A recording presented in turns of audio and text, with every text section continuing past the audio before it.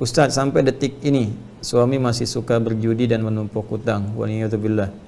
Dalam situasi seperti ini, jika saya terus mempertahankan rumah tangga yang seperti ini, apakah ada peluang surga untuk saya? Atau justru akan banyak mudaratnya dan menambah tumpukan dosa suami karena terus menzalimi istri-istri dan anak-anaknya?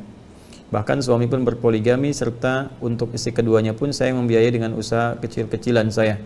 Mohon jawaban Ustaz, jazakumullah khair.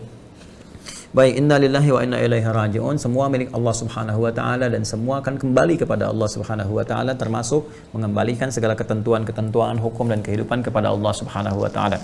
Di kalimat inna lillahi wa inna ilaihi raji'un ini jangan selalu disertakan dengan hal-hal yang sifatnya kematian atau duka cita ya dan sebagainya, tapi terkait dengan semua apa yang kita alami dalam kehidupan.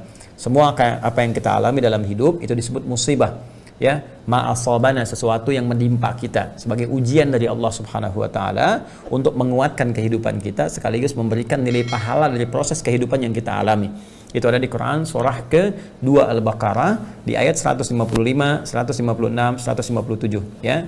Allah menyampaikan wala nabluwannakum bisyai'in minal khauf wal ju' wa naqsin minal amwal wal anfus wath thamarat wa basyiris sabirin. Ya, kemudian di ayat yang 156-nya alladzina idza asabathum musibah qalu inna lillahi wa inna ilaihi raji'un. Jaminannya ayat 157-nya ulaika alaihim salawatun min rabbihim wa rahmah wa ulaika humul muhtadun. Baik teman-teman sekalian, kata Allah, aku akan uji, semua manusia yang hidup akan diuji dengan beragam ujian kehidupan. Rasa khawatir, rasa takut, kemudian rasa lapar, persoalan di kehidupan rumah tangganya, dari mulai sakit sampai kehilangan jiwa, ujian pekerjaan, sampai ada hasil kerja keras yang dibawa oleh orang lain. Nah, kunci untuk menghadapi itu semua bersabar. Wa basyiris sabirin. Nah, bagaimana sabar itu? Alladzina idza asabathum musibah, yaitu orang-orang yang ketika mengalami apapun kehidupan, prosesi dalam kehidupannya, di rumah tangganya, pekerjaannya dan segalanya, pertama yang harus ia lakukan inna lillahi wa inna ilaihi raji'un. Sadarkan pada jiwanya, kuatkan pada dirinya bahwa semua ini Allah tetapkan. Ya, dan tidak mungkin Allah menetapkan segala sesuatu kecuali ada hikmah kebaikan bagi hambanya. Karena itu untuk mendapatinya wa ilaihi raji'un, kembalikan semua cara solusi mengatasinya kepada Allah Subhanahu wa taala. Nah, dalam rangka itu bagaimana kita mengembalikannya? Mari kita lihat. Nah, saudariku yang baik, pertama izinkan saya mendoakan semoga Allah memberikan hikmah yang terbaik dan meringankan segala ujian yang tengah Anda hadapi. Dan Allah tidak mungkin memberikan ujian pada seorang hamba kecuali dia mampu menjalaninya. Ingat, la yukallifullahu nafsan illa wus'aha. Enggak diujikan kepada orang lain, tapi kepada Anda karena Anda mampu. Ya, dengan kemampuan itu Anda menjalani, dan dengan menjalani itu ada pahala Allah berikan pada pekerjaannya. Ingat, pahala itu diberikan pada prosesnya, bukan hasilnya.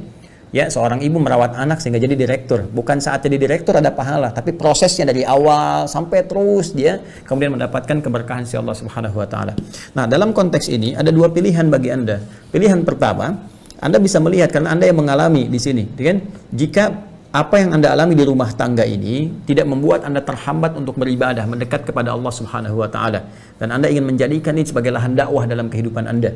Ya, misalnya salat Anda tidak terganggu di sini, ya Anda bisa baca Al-Qur'an, Anda masih bisa mengikuti ta'lim. Lalu Anda ingin merubah tipikal suami, mungkin dititipkan kepada Anda oleh Allah Subhanahu wa taala supaya Anda memberikan pengaruh-pengaruh baik dalam kehidupannya. Anda bisa mendoakannya dengan lebih dekat, ya Anda bisa memberikan nasihat dengan cara-cara yang lembut. Anda bisa berdoa kepada Allah Subhanahu wa taala dengan mengatakan misalnya, Allah, aku bersyukur Engkau titipkan suamiku kepadaku dengan kondisi yang seperti ini supaya aku bisa banyak berdoa, banyak bermohon, ya Allah, ringankan hisabku di hari kiamat. Ya Allah, ringankan bebanku untuk saat ini, berikan aku kemampuan untuk mendakwahinya seperti sebagaimana Engkau telah titipkan kepadaku. Jadikan ia orang baik, ya Allah, kuatkan aku untuk bisa mendakwahinya.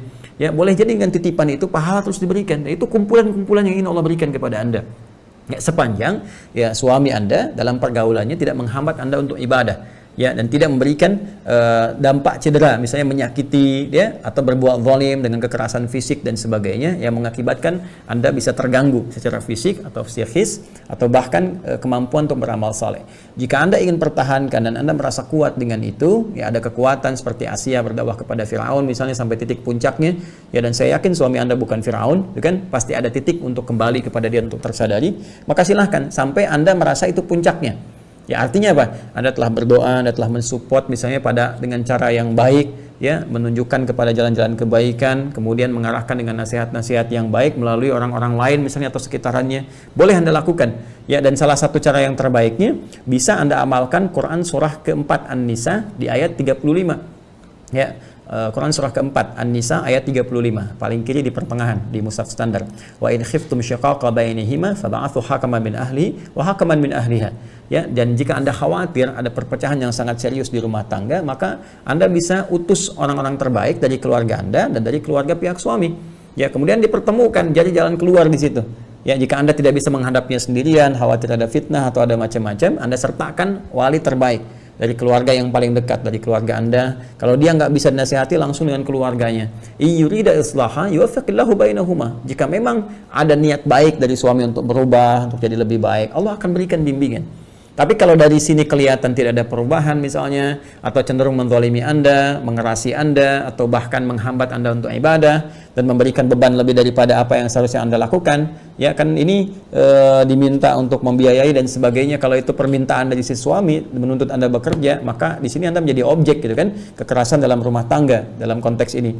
Nah, jika itu tidak berhenti, tetap berlanjut, maka ini bisa menjadi jalan untuk menempuh pada aspek yang kedua, yaitu menuju gugatan untuk misalnya mengajukan pelajaran, ya pelajaran yang paling tingkat tertinggi dalam kehidupan berumah tangga, yaitu mengajukan perpisahan. Dalam arti di sini dari pihak istri kepada suami, ini bisa diajukan permohonan dia menalak atau khulu. Kalau dia misalnya tetap bertahan, tidak mau tapi tetap menzalimi Anda, menghambat Anda untuk ibadah, mencegah sholat, mencegah macam-macam, ada yang disebut dengan khulu namanya. Khulu, permohonan kepada hakim untuk memisahkan. Ya, ini bagian yang terakhir.